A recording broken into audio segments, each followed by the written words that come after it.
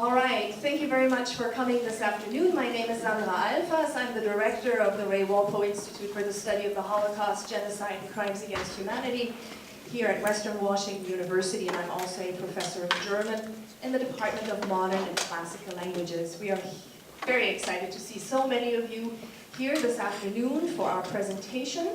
Before Dr. Sue Gunter-Schlesinger, the Vice Provost for Equal Opportunity and Employment Diversity, is going to introduce our speaker, I would like to take a moment and thank the different offices and people who actually made this visit possible.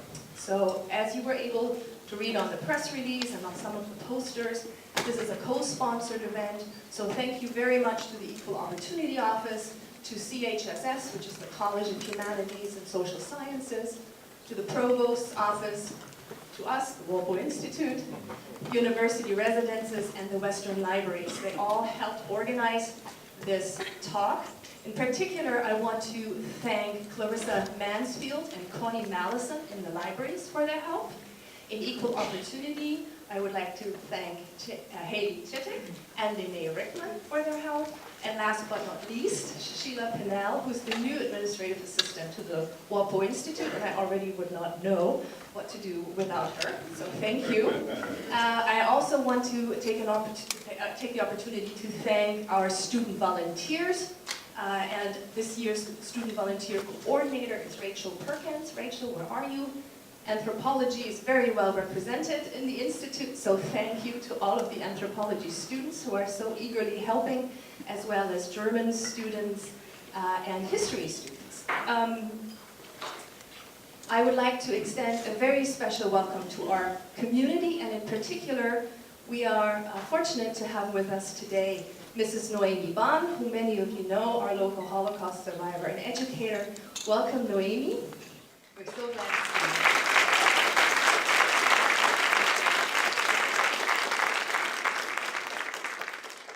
And now it's my privilege to ask Dr. Sue Gunter-Schlesinger to the stage to introduce our speaker. Thank you, Sandra. Good afternoon. I need to hear a little livelier comeback on that. Good afternoon. Thank you. Thank you. Thank you all very, very much for being here to this really important event today. It is a great pleasure to introduce our distinguished guest speaker, Mr. Mark Weitzman. But before I do, I'd like to provide a little bit of background on why we're having this program and why we have decided to invite Mr. Weitzman to talk to us today. Mr. Weitzman's visit supports the implementation of the first of 21 recommendations of a report issued last spring from the university's Task Force on Preventing and Responding to Anti-Semitism. This task force was convened by Western's president at the time in response to a series of anti-Semitic incidents that had occurred on campus. The task force's first recommendation was to, quote, develop a working definition of anti-Semitism to guide the rest of the 20 other recommendations and their implementation. So the issue of working definition became very important to us. After the task force completed its work and issued their report, a small work group convened, which included Mark Greenberg, Dean of Libraries, Stephen Garfinkel, Professor of History, and Sandra Alfers from the Institute for the Study of the Holocaust, Genocide, and Crimes Against Humanity, and myself. And we continued our efforts together to develop a working definition of anti-Semitism for Western. We researched and then adopted the working definition that Mr. Weitzman developed in his leadership role with the International Holocaust Remembrance Alliance, otherwise known as IHRA, a definition that recently was established as the first working definition of anti-Semitism internationally with some formal international status. This definition will serve as a guide for academic and administrative organizations, for faculty, staff, and students at Western in implementing the task force recommendations. The work of the task force and the resulting recommendations on how to prevent and respond to anti-Semitism is a critical part, but just one part, of Western's overall commitment to move forward on all forms of bias, hate, and discrimination. In implementing our first recommendation, we are offering a starting point By doing this, we are creating a common vocabulary among us for our work and discussions that lie ahead, leaving plenty of room for critical and respectful engagement. Our work has been guided by recognizing that there is not one form of prejudice or hate that is more significant or serious than another. All forms of discrimination denigrate human dignity and divide us as a society. As a campus community, we are dedicated to having these sometimes difficult but timely conversations in efforts to make all of our campus community more equitable, inclusive, and welcoming to all. We are so very fortunate to have Mr. Weitzman here with us today. As his tremendous work on developing an internationally ratified working definition of anti-Semitism, one that we can use here, right at Western, will provide context and meaning to the work we do. And so now it's my great honor and pleasure to introduce our distinguished speaker. I will ask you to hold your comments and any questions you may have until Mr. Weitzman finishes his presentation, and then we'll have ample time for discussion. Mark Weitzman is the Director of Government Affairs for the Simon Wiesenthal Center and is also Chief Representative of the Center to the United Nations in New York. He is a member of the official U.S. delegation to the International Holocaust Remembrance Alliance, IHRA, where he chairs the Committee on Antisemitism and Holocaust Denial. Not only did he spearhead IHRA's recent adoption of the Working Definition of Antisemitism, but he also was a lead author of IHRA's Working Definition of Holocaust Denial and Distortion, also adopted by the 31 member countries that are included in IHRA. Mr. Weitzman is a member of the advisory panel of experts on freedom of religion or belief of the Organization for Security and Cooperation in Europe. And he co-chairs the working group on international affairs of the Global Forum on Anti-Semitism. Currently, he is also a participant in the program on religion and foreign policy of the Council on Foreign Relations, and he is a board member and former vice president of the Association of Holocaust Organizations and was a member of the advisory board of the Institute for the Study of Global Anti-Semitism and Policy at Yale University. He is also a longtime member of the official Jewish-Catholic Dialogue of New York. Mr. Weitzman is a winner of the 2007 National Jewish Book Award for the best anthology for, and this is a title, Antisemitism, the Generic Hatred, Essays in Memory of Simon Wiesenthal, which he co-edited and contributed to, and which has appeared in French, Spanish, and Russian editions.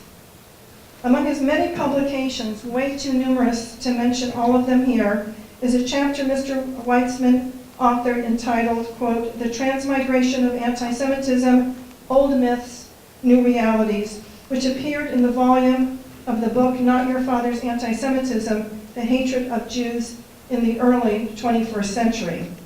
A frequent commentator on issues related to anti-Semitism, extremism, and tolerance, Mr. Weitzman has made television appearances with Charlie Rose, Rachel Maddow, Keith Olbermann, and the History Channel, and has contributed to newspapers such as the New York Times, the Washington Post, the Washington Times, the Jerusalem Post, the Times of Israel, to name just a few. And this is one of the pieces of his background he wanted to make sure you understood. Mr. Weitzman has served as the historical advisor to the Marvel Comics graphic novel X-Men Magneto Testament.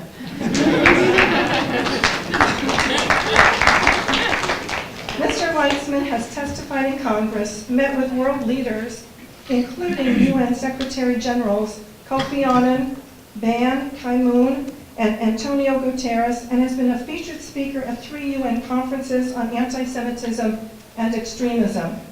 He was also one of the Jewish leaders to meet with Popes Benedict and Francis on their visits to the United States. At this time, it gives me great pleasure in asking you to help me give Mr. Mark Weitzman a very warm welcome to Western.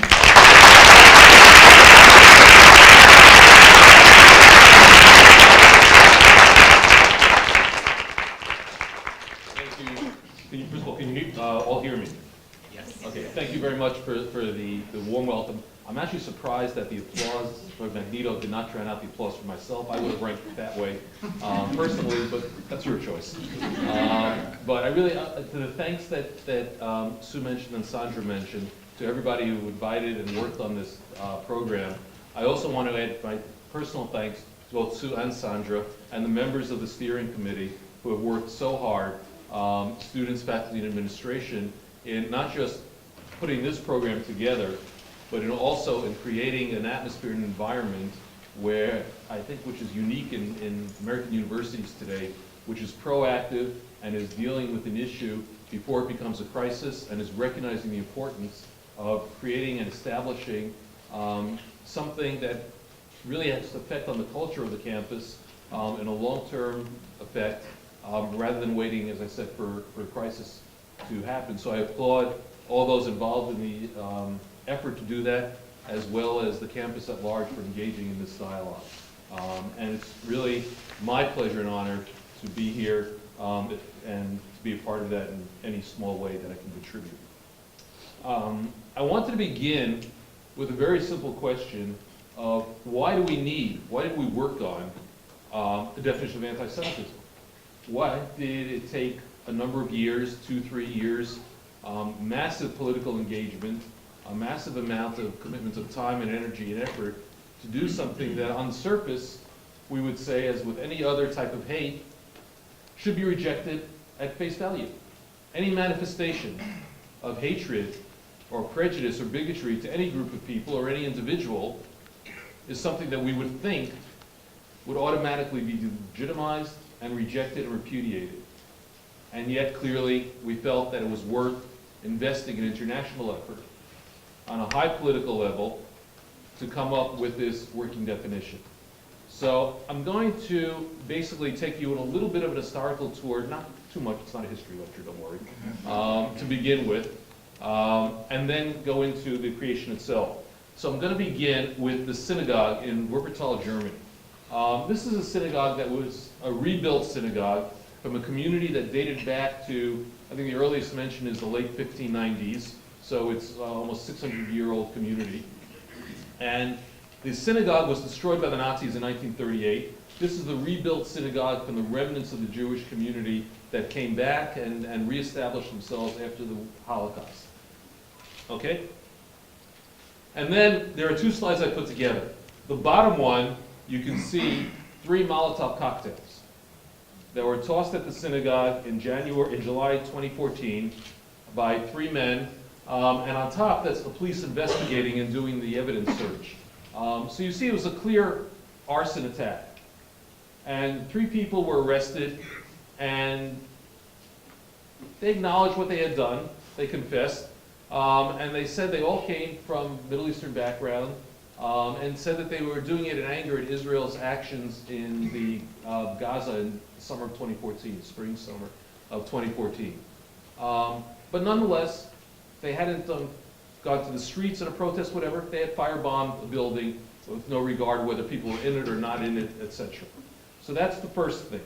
The second one I'm going to tell you, just describe to you, was a case in Austria in 2015 when a person posted on Facebook phrases praising Adolf Hitler and basically calling for the death of Jews. And that was a case that was brought to the local prosecutor as a case of potential hate speech. In both those cases, the authorities made a ruling.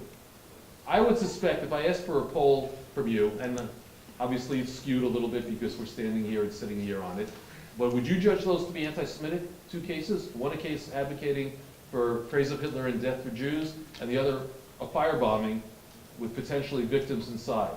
I think most people, certainly most people that we know, would say, absolutely, that's crossed the line. We're not talking even about opinions anymore, we're talking about calls for violence or actual violence. And yet, in both cases, authorities, and we're not talking about opinion here, but we're talking about legal authorities, ruled otherwise. In Germany, the lower court ruled that this was a political statement, a protest over policies by a foreign country. And that ruling was upheld last January 2017, by an appeals court. Two levels of courts in Germany claimed or decided that was not anti-Semitic. In Austria, the prosecutor as well said it was just an attempt to draw attention to the conflict in the Middle East, and the statements that called praising Hitler and calling for death of Jews were also equally not anti-Semitic. Because in both those countries, there are laws on the books about anti-Semitism and about expressing support for Nazis publicly and so on. And yet, both cases, the legal authorities refused to move. This was a tweet from last week from the UK. Drove through Stamford Hill today, could read it with the gaps, not even sure what that means, but I think the streets riddled with full-blown Jews, absolutely vile. Someone complained to Twitter. Twitter's reaction? Not anti-Semitic. It's fine. It's cool. It's okay. So clearly, we see that there's an issue. When mainstream authority groups, whether it's service providers that kind of rule the world these days, or governments, legal authorities, have issues in what we would say are common sense, and the difference between common sense, what our eyes tell us, are clearly anti-Semitism, and yet rule otherwise, we have a situation where there's a lack of understanding of what anti-Semitism is. Because of that, I'm going to go backwards before I bring it up to date. So the first thing I want to say is, for many people today, think of anti-Semitism as connected to what's happening in Israel, or with Israel, or that Israel has done, or something connected to the Middle East. The reality is, anti-Semitism did not begin in 1948 when Israel was created. Anti-Semitism is a long and inglorious history, particularly in Western culture. So if we go back to classical anti-Semitism, we find a couple of varieties. The first predates the beginning of the Christian era and was the Roman and Greek time, and it was based more on the idea of people not buying in, Jews not buying in to the established system and being different, and political revolts and so on.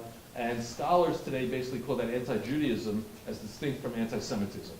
So that's just a quick mention about that. But we generally, in many ways, they'll date anti-Semitism itself from the start of the Christian era. And I'm going to give you 4 examples, all related to the word deed, or 4 explanations. The first one, in classical Christian thought, and you can see this in some of the writings of the church fathers, John Chrysostom and others, based on Paul and others, is that Judaism at the time of Christianity, at the time of Jesus, was degenerate. Jews had strayed away from the biblical promises and God's wishes, and had gone in a different legalistic, less spiritual way, and so on, had become this people more interested in the letter of the law than the spirit of the law. These are all classical tropes that you see in this. And as such, because they had degenerated that way, God had reached a point where God had run out of patience, and so had sent a messenger to redeem them. And the Jews, being the people that they were, what did they do to this messenger, identified as Jesus? They had killed him. They had murdered him. The term for murdering God, deicide. So the degenerated people committed the act of deicide. As a result, there were 2 punishments that were going to follow for that. And these are very strong, powerful concepts that will resonate historically. You'll see that in a second. One is that as a result, they were eternally damned. Murdering the Son of God in this is not a simple, small fact. It has incredibly serious and grave implications. So they were damned, and as part of that, they were condemned to wandering, to lose their homeland, to a diaspora. So the shorthand is the damned people committed deicide, degenerate people committed deicide, were damned and punished with diaspora, among other things. The exiled Jews for thousands of years. And when you get into later times, as we go through the centuries, this is already over 1,000 years after those events. And here we have a major pope saying that the Jews, by their own guilt, and laying out the same thing that I just told you, laying out in one or two sentences the guilt of the Jews. And it wasn't just obvious. Remember, at this time in medieval Europe, Christianity really was the dominant power. But we think of it in terms of religious power, and sometimes even secular power, ruling over kingdoms or influencing kings, the Crusades, and so on. But we don't realize that the images became even more powerful. So we have the idea of Jews poisoning wells, and you can see over there the image connected to the crucifixion. And as a result of that, and by the way, there are hundreds or thousands of these images, as a result of that, Jews were burned at the stake. But they were plague carriers. This was an added level. Not only had they done those ancient crimes, but these were crimes brought forward, that these people who were living within, they were like termites, burrowing away. They were inside the world. They were not coming from the Middle East. They were not the Muslim warriors that the Crusades engaged with. These were people within the Christian world. We're poisoning the wells. We're destroying from inside. This was one of the earliest conspiracy theories that you could think of. And then we have visual images as well. These are a church window, and you can see in it, there are depictions of the synagogue as broken compared to the upright, standing church. The synagogue, we'll see it up close a little bit more. The synagogue is sort of a drooping, dead bush. The church is flowering. The church is under the sun. The synagogue is under the wan-reflected moon. Multiply these images by thousands of people walking past them every day from the Cathedral of Strasbourg, one of the great cathedrals still around. A portal, an entryway, showed the synagogue blindfolded because the synagogue could no longer see.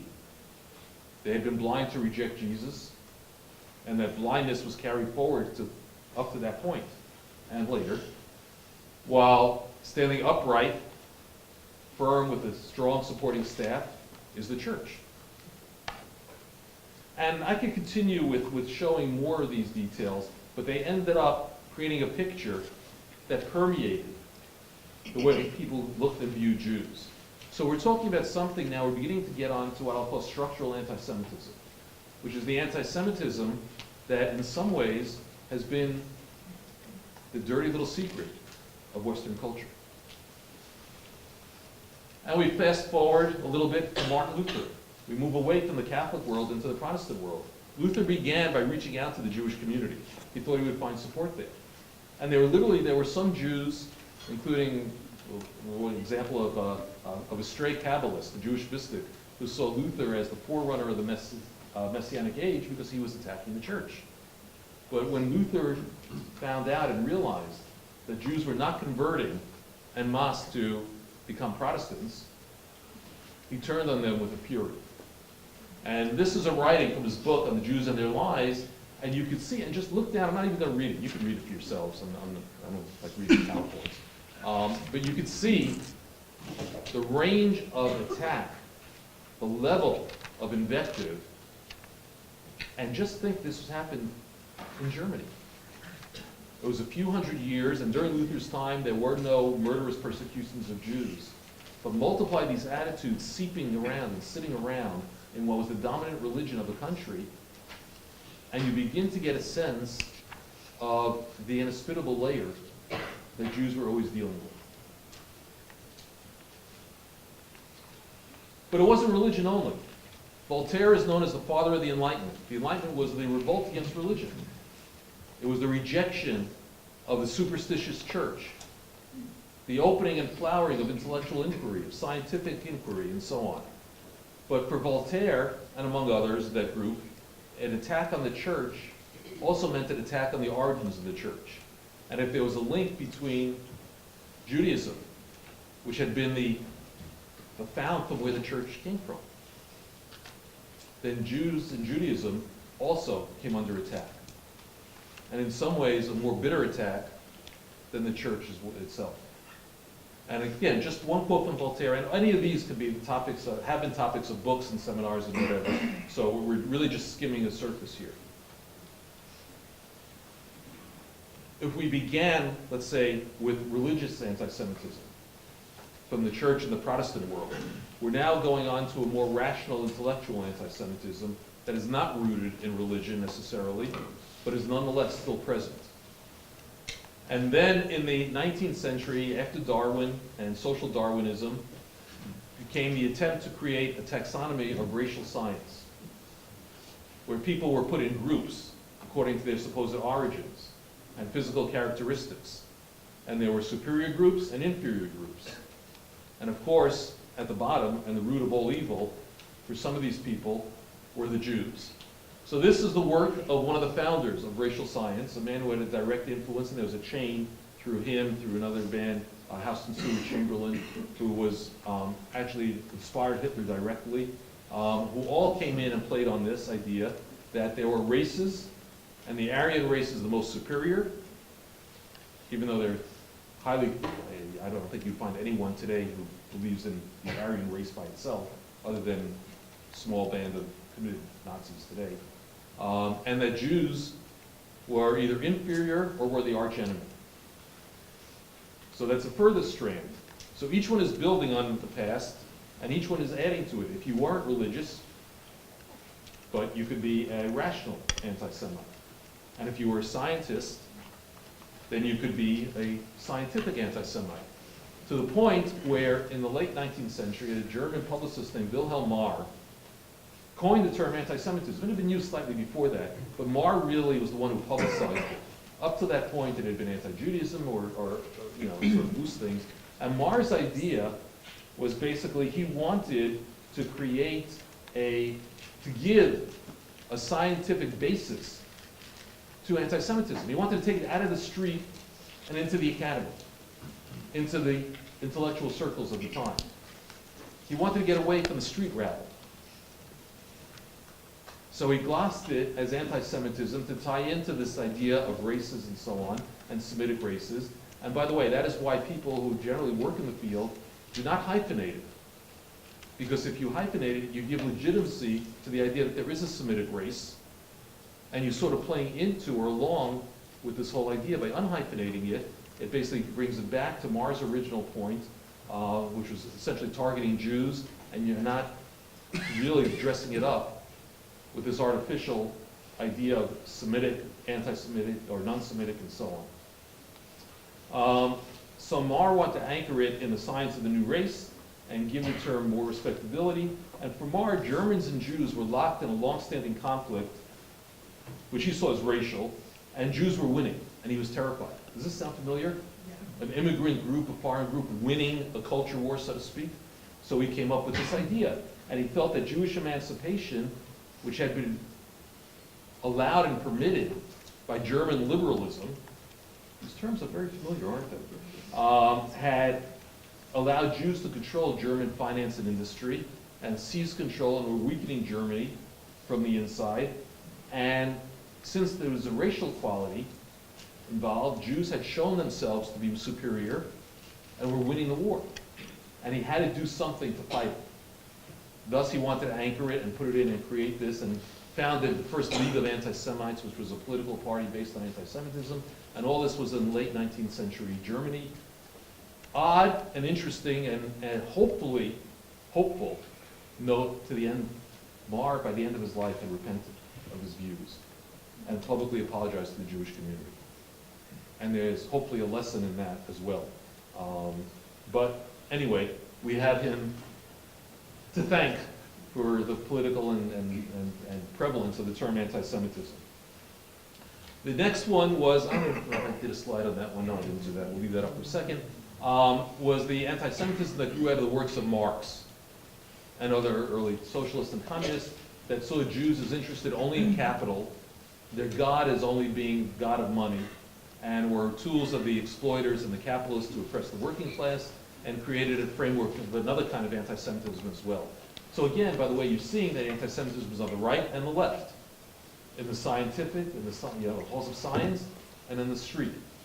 And in political terms as well, I alluded to this earlier, the late 19th century also saw what we call the conspiracy school of anti-Semitism, which was the birth of the book called The Protocols of the Elders of Zion, which alleged it was a forgery by the Tsarist secret police, the Russian secret police, with some Ukrainian assistance, but it alleged that a small group of Jewish elders had gotten together and were basically wanted to control the world. And they were pulling the strings behind everyone. This is the granddaddy of conspiracy theories. And it's still functional today. To the point where the charter of Hamas, the radical Islamist organization, in section 32 of its charter, quoted the protocols as showing the proof that Jews are behind the creation of everything that's made with the world, including the creation of the State of Israel. But they literally quoted the protocols in today's world, even though they've been totally discredited. This was also Hitler's major inspiration. And it is a book. What can I tell you about the protocols? I did a book with friends sort of refuting it. So I'll give you one quick example of just where their minds were cut. Late 19th century. At that time, European capitals were first getting their first subways in, and there was a lot of digging underground and so on, and tunnels being built. The protocols alleged, among other things, that one of the methods of Jewish control was that in each of these capitals, Paris and London and Moscow, etc., the great cities of Europe, there was dynamite stored at the command of the Jewish elders, who were then telling the rulers of Europe that if you don't follow us, we will blow up the tunnel and destroy your cities. Now, you may have thought that was credible, let's say, in 1901. But in the century, over a century that's passed, there's been a huge amount of dynamiting and blowing up of European cities. Not once has it been done by Jews. That's how credible the protocols were at that time. But they found a willing listener in the creator of American industry, Henry Ford, who imported them to the US. And Ford, who was a fan of Hitler, his family, again, has repudiated and moved far away from it. I don't want anyone walking out of here and going, I have to boycott Ford products today. But he was the man responsible for introducing the protocols to the New World, as it was put, and did a whole series in his newspaper on them. So that brings us a little bit to the point where these strands all come together and create the environment that allowed for the Holocaust, which was, I will just sum it up very quickly, the greatest example of industrial genocide. Not the only example of genocide, and it's still going on, but the greatest example of industrialized genocide that the world had seen up to that point, and probably includes now, and was certainly something that radically challenged the assumptions that Western culture was built on. I'll leave it like that. But this is a book that was published by one of the Nazi publishing houses that was a children's book called The Poison Mushroom. And I took some slides from that to show you how the themes that we talked about in the past couple of minutes reappear as Nazi themes. Not all of them, but most of them. So first one, you see the quote, I translated it up, I have a translation of it up there, and it's a picture of Jesus on the cross. And the Nazis were not good, I mean, they were Nazis who were religious, and there was an attempt to create a Nazi form of Christianity called Deutsche Christentum, and there were all sorts of tie-ins and so on. But there was also a lot of anti-religious and anti-Christian feeling and action in Nazi ideology, and there were persecution as well. But here they used it.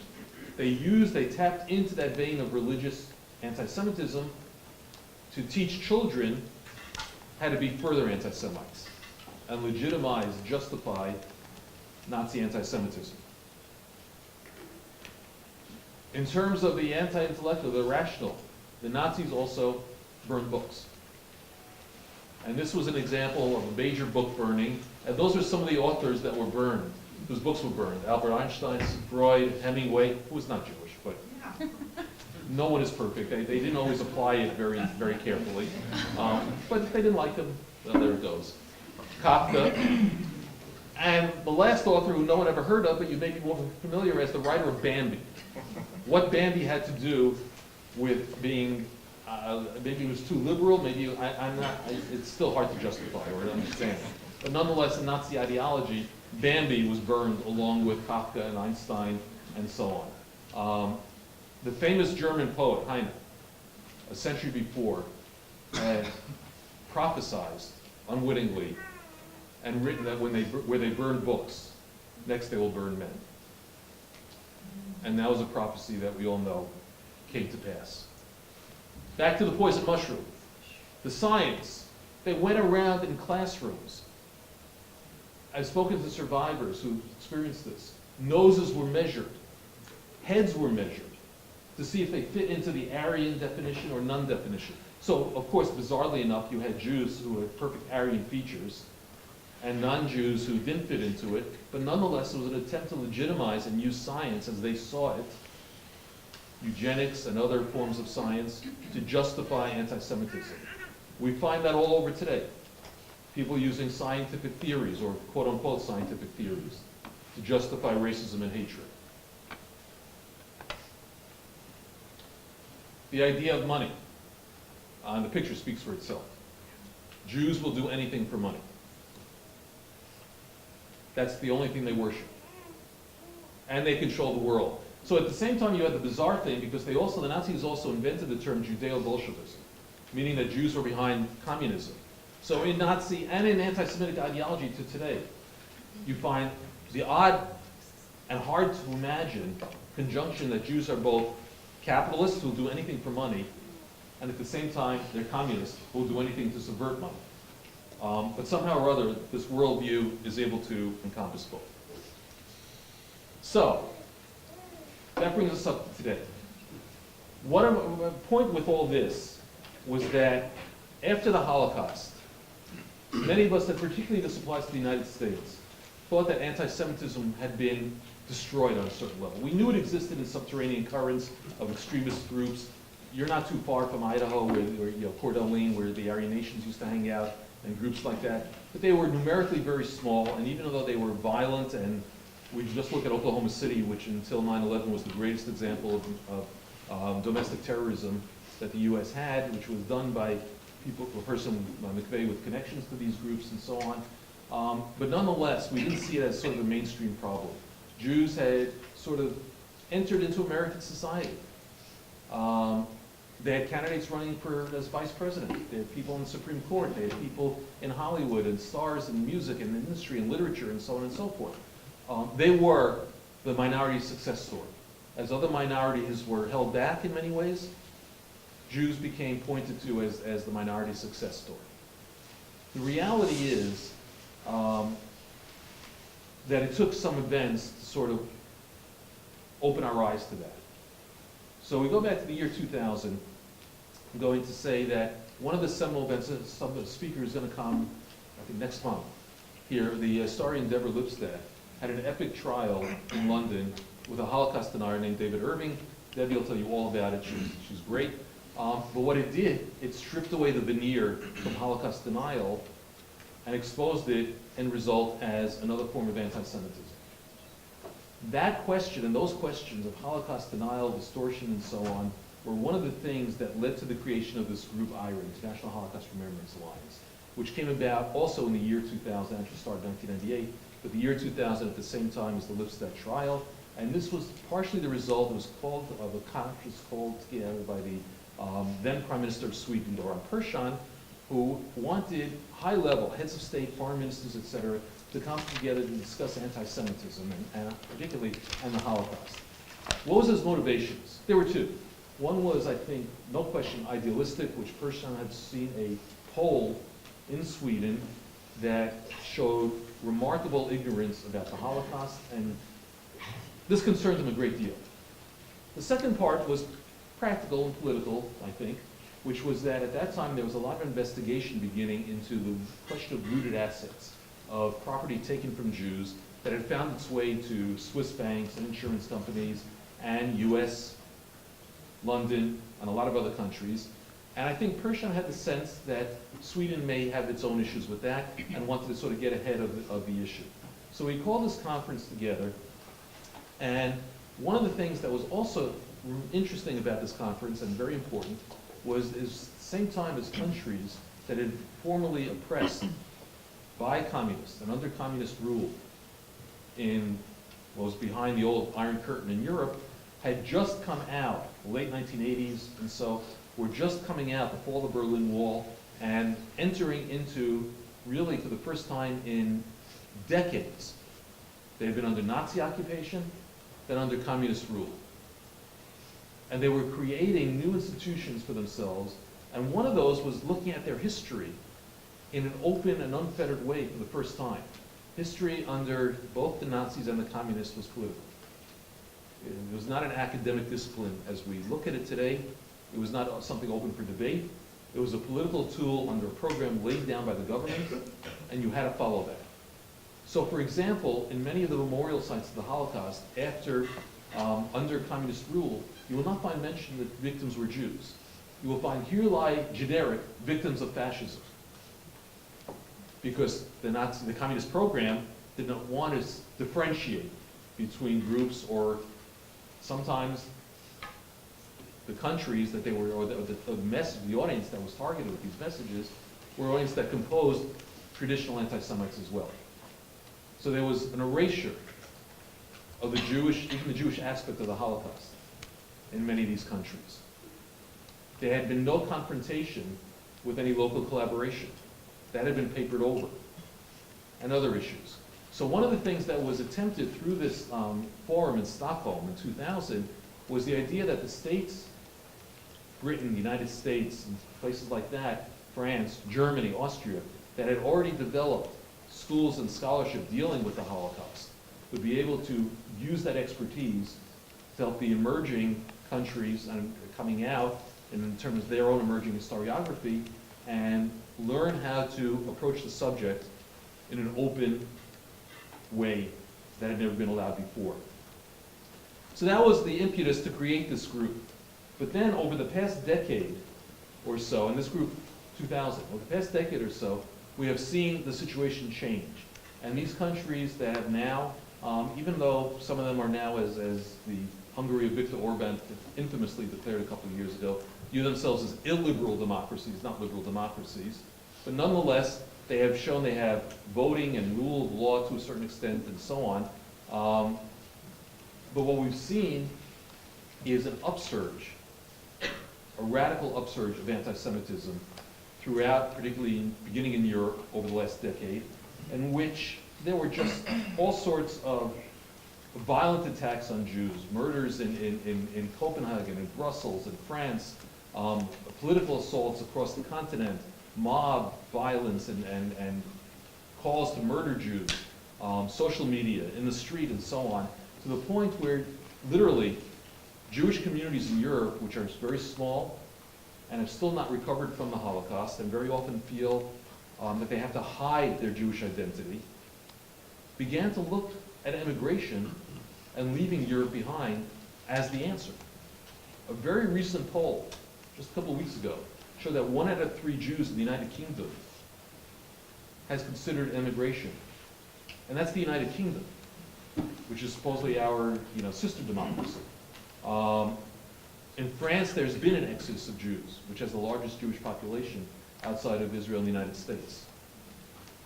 And it reached a point where last year, or 2 years ago, the first vice president of the European Commission, Franz Timmermans, a German diplomat, actually said, and I'm quoting him here, if there's no future for Jews in Europe, there's no future for Europe.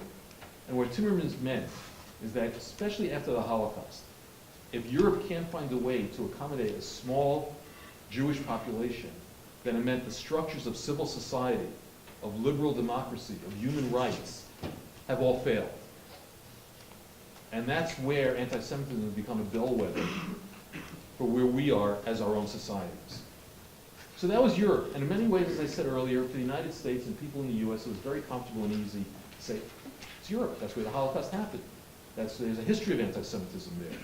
Comparable, their anti-Semitism was the first line of hatred. We could say that in the United States, racism against people of color, against Native Americans was the first line, etc. But so we point fingers and we say, that's their problem. Well, what do we expect? But it's not an American problem. It's not an American issue. I think over the last year and a half, those illusions have been stripped from us. And I'm not going to get into tremendous detail about it. I'm just going to give you two, I think, very telling things. One is can be summed up in one word, Charlottesville. You all saw that on TV. And you saw that the chants, even though it was supposedly something to support this idealized view of the South and Confederate statues and so on and so forth, somehow or other it got to Jews will not replace us. It got to blood and soil, which was a Nazi slogan. It was a Nazi program.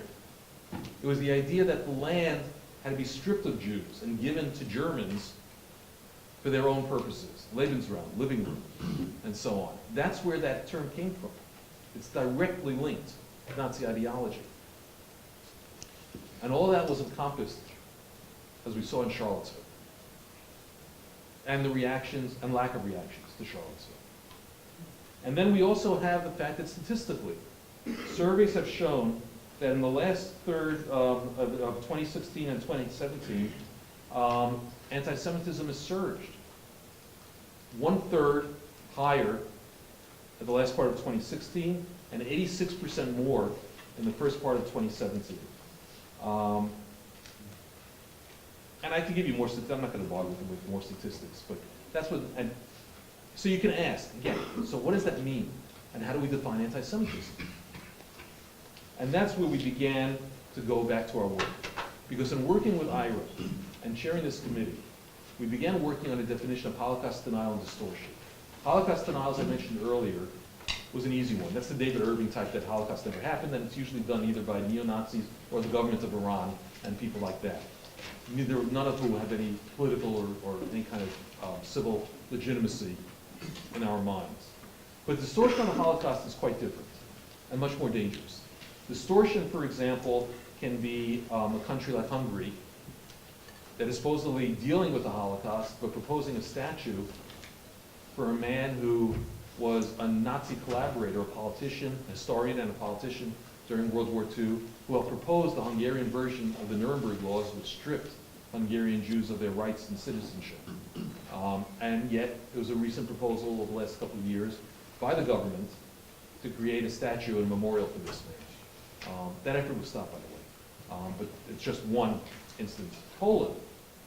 Polish government has a law that they've used, and now a stronger version on the books that has possibly been stalled, that basically says that anybody who shames Poland's national name and history, particularly in relation to World War II, by alleging that Poles were responsible for murdering Jews, is liable to 3 years imprisonment. You can go through survivor testimonies I've done, and you can find many places where the survivor says, and worse than the Germans were the fill in the blank, Ukrainians, Lithuanians, Latvians, whatever, including Poles. And we can understand that because those were their neighbors.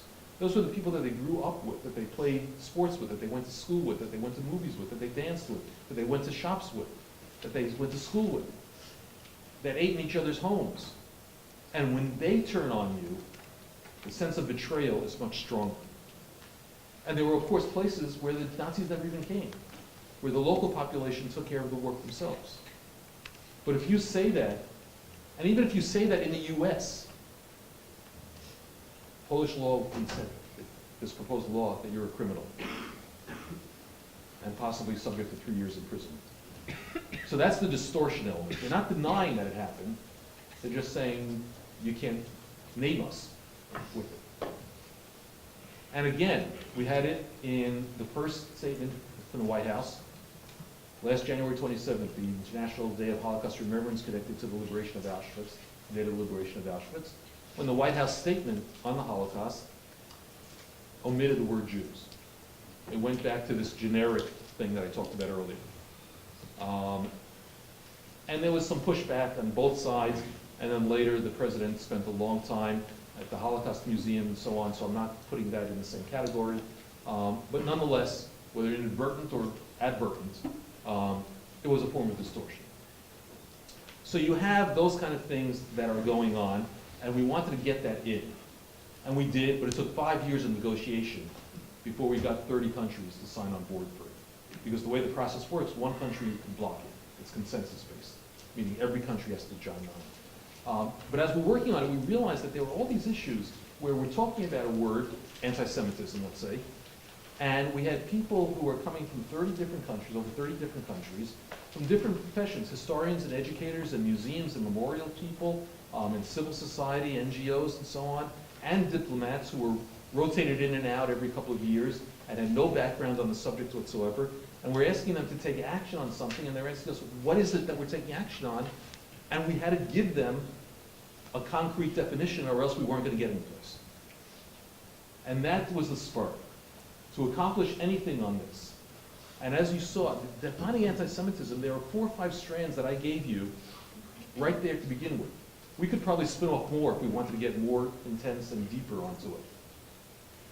But it's an elastic definition, because anti-Semitism, and this is one of the things about it, it morphs, it mutates, it changes over the generations.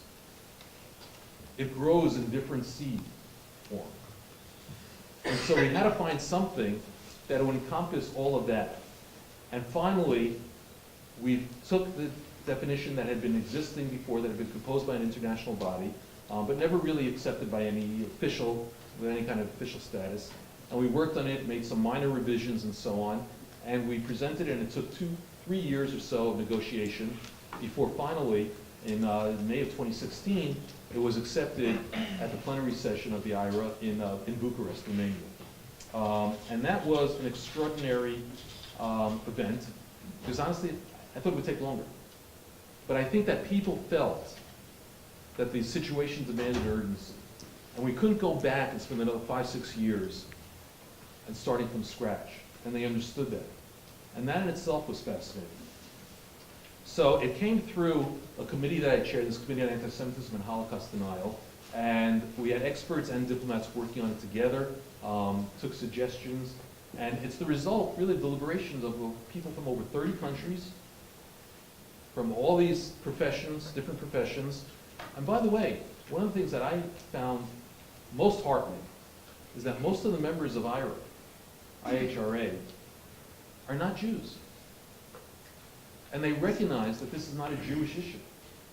Obviously, the impact is felt by Jews. But it's an issue for the society, wherever the society is, because it reflects on the standards and beliefs and treatment of how we treat any group, minority, individual, and so on. And so I view this definition as opening the door to more work on dealing with these issues on a larger scale, not just focusing only.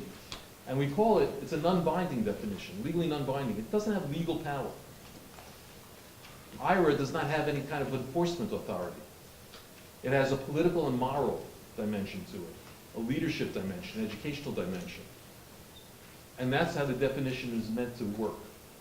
So when they're the examples that I gave earlier at the beginning of speech, posts online, or actions, people can look at something and say, yeah, that is anti-Semitic. And now I have something to base that on. It's not, there's a famous, probably all heard of the Supreme Court Justice, I think it was White, who was asked to define pornography and said, I can't define it, but I recognize it when I see it. That's a great anecdote, and it can apply to a lot of things, but in today's world, it can't apply to this kind of issue. Because the implications are too steep, too strong. So we had to begin as just a beginning step of grappling with the issue, of creating some form of clarity and some form of focus and framework of what we're talking about when we're talking about anti-Semitism. And I think that we've reached it with this definition. And I know that it's found an audience, in some ways, larger than I thought. Because since it's been adopted, it's basically been just a year over its adoption. A series of countries, United Kingdom, Israel, Scotland, Germany, Romania, Austria, and Bulgaria, as well as the City of London, have all formally adopted it. That means that they saw the need for it. That's really, if you talk about international politics and diplomacy itself, that usually moves at a snail's pace. That's an extraordinary fast pace for something to get rooted in. And I know of at least 3 or 4 other countries that have it on their minds. We tried to get it through another international organization called the OSCE, the Organization for Security and Cooperation in Europe. I don't know if you've ever heard of it. It's probably behind the UN. It's maybe the second most important international body dealing with Western European and so on issues. US, Canada are all members of it. And I guess the thing that you may know of it, every time that you hear of election monitors, people going out to see if elections are fair and so on, are sent throughout Europe in particular, they come from the OSCE. And it has 2 dimensions. One deals with security issues, and it grew out of the Reagan-era arms negotiations with the Soviet Union at that time. And the other deals with human dimension, which includes anti-Semitism, hatred, Islamophobia, and issues like that. So we try to get it through OSCE, which also operates by consensus. 57 countries, including a series of Muslim countries, Turkey, some of the the stands, Kazakhstan, and so on. 56 countries last year all signed off on it. 1 country blocked it. It shouldn't surprise you when I say it was Putin's Russia. They blocked it, which also was kind of reassuring to know that we're on the right track, because if they're blocking it, then I feel pretty good about that. But we went back to it, and we tried thinking about revisiting it this year. And I was just in Warsaw at a meeting of this group, and we had a private meeting with a number of the countries involved, including the Russian ambassador, and we talked about issues and so on. And what heartened me the most out of this was there have been some people who have claimed that, oh, you're singling out Jews and this ignores other people. And one of the things that I've said and I've offered to the groups involved was, no, if we get it through, then it means that there's room then for the next definition to come through, Islamophobia or anti-LGBTQ or whatever else is necessary. And I was really heartened by the fact that the Vatican representative was there and endorsed it. So the Vatican stands for it. The Vatican, which is very sensitive, as it should be, to the rights of Christians, and there is persecution against Christians in parts of the world, saw this, though, as a willing, necessary first step. And I think that that sends a powerful message that while it speaks microly in terms of directly to one particular group and one particular issue, it has a macro application that is positive and necessary for today's world. So I'm going to conclude by saying that I hope, well, one other thing.